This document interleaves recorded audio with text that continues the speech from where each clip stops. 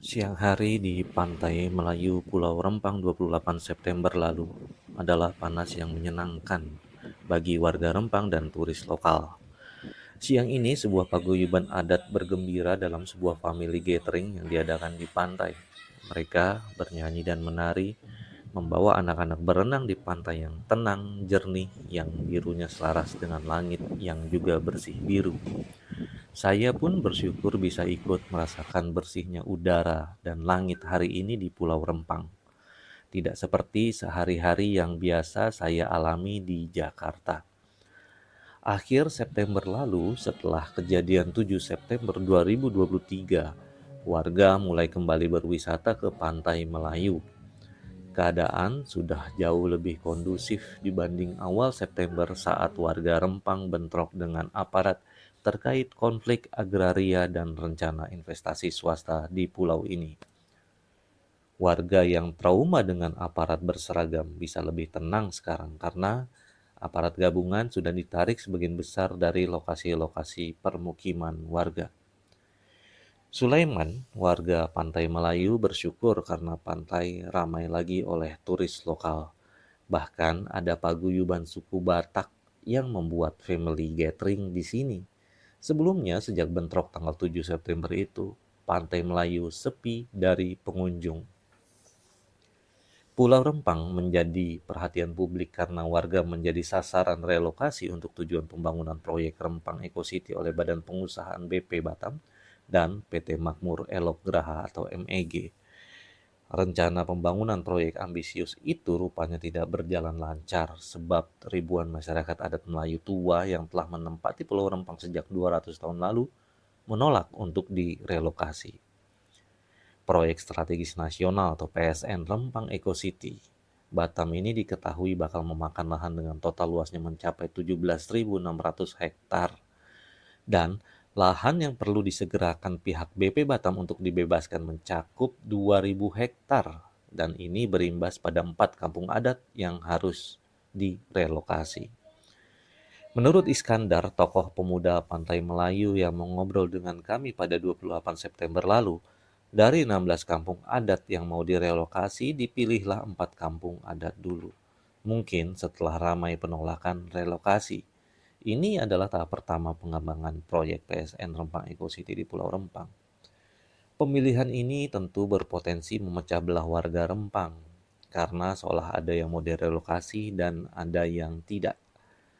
4 kampung itu adalah Kampung Sembulang Tanjung, Sembulang Hulu, Pasir Panjang, dan Blonkeng.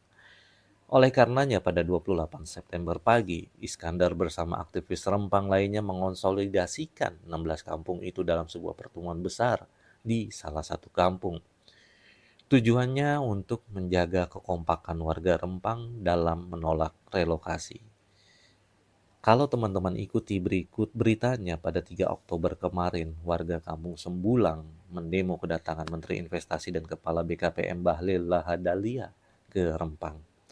Pendemo yang didominasi kaum perempuan membentangkan poster-poster penolakan relokasi. Ya, penolakan relokasi terus berlanjut meski ini berbeda dengan klaim dari pemerintah sebagaimana dikatakan oleh BP Batam dan Menteri Bahlil. Kalau kita lihat laman resmi BP Batam akan banyak siaran pers seputar ini. Misalnya di siaran pers bertajuk Proyek Pengembangan Rempang, warga mulai pindah ke hunian sementara yang diposting pada 26 September lalu. Inti dari komunitas Rempang adalah orang-orang asli Melayu. Masyarakat adat Melayu yang telah lama mendiami wilayah yang memiliki budaya serta tradisi yang unik. Mereka memiliki hubungan erat dengan tanah dan sumber daya alam di kepulauan ini. Dalam sebuah artikel bagus di Monggambai, media alternatif yang fokus pada masalah lingkungan hidup, kita menemukan kisah tuanya kampung-kampung tua di Rempang. Kisah yang terkonfirmasi ketika saya ke Rempang akhir September lalu. Misalnya, bagaimana salah satu tetua kampung Rempang, Kampung Tanjung Banon, sebuah kampung di Pulau Rempang, bernama Pak Itam memperlihatkan surat-surat bukti mereka sudah lama di Tanjung Banon. Salah satu surat pembayaran pajak bumi dan bangunan tahun 2016, ketika itu dia membayar pajak sampai Rp200.000. Pak Itam berharap warga Tanjung Banon tidak digusur, Jangan pindahkan kami, itu saja pinta kami. Pemerintah tak usah risau kami. Kami tak perlu rumah tipe apapun. Ini dikatakan oleh salah satu warga menurut media Mongabai itu.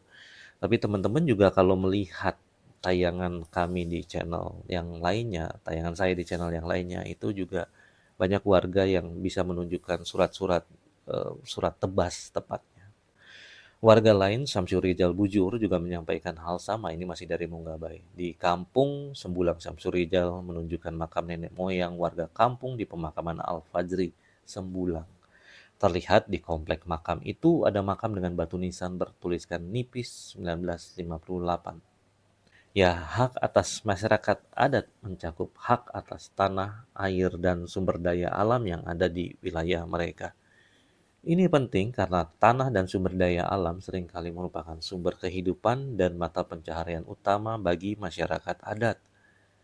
Selain itu, hak-hak ini juga mencakup hak untuk menjalankan budaya, bahasa, dan agama mereka tanpa diskriminasi atau intervensi eksternal yang cenderung merusak.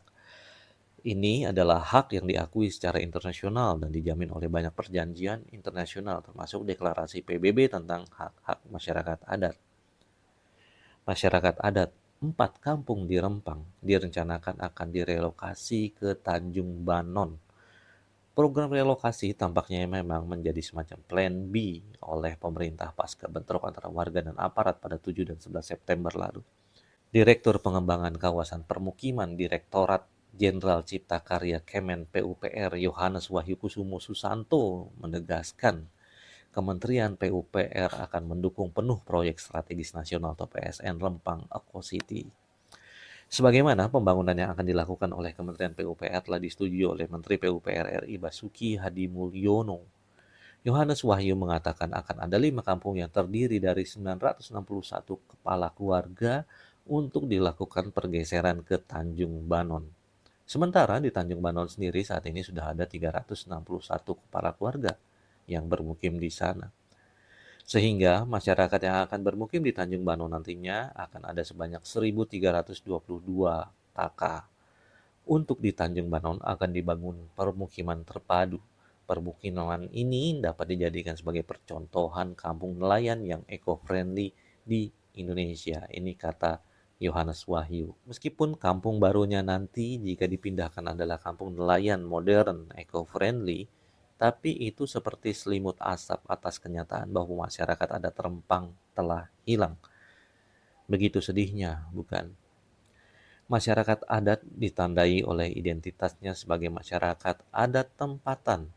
Ketika masyarakat adat dilepas dari tanahnya yang telah ditempati ratusan tahun, ketika semua ikatan sosiologis dan psikologis dengan tanahnya tercerabut, maka masyarakat adat itu pun, saya setuju dengan siaran pers Walhi ini, hilangnya identitas masyarakat adat Rempang Melayu. Manajer Pengakuan Wilayah Kelola Rakyat, Divisi Wilayah Kelola Rakyat Wahana Lingkungan Hidup Indonesia atau WALHI, Ferry Widodo misalnya. Ferry menyatakan masyarakat adat tempatan yang terdampak PSN Rempang akan mengalami kerugian besar, seperti kehilangan sejarah kehidupan ikatan sosial sesama warga, ikatan ekonomi termasuk hilangnya mata pencaharian mereka sebagai nelayan dan peladang yang telah berlangsung secara turun-temurun. Sore yang hangat di tepi pantai Kampung Sembulang. Anak-anak muda bermain voli, bahagia penuh canda.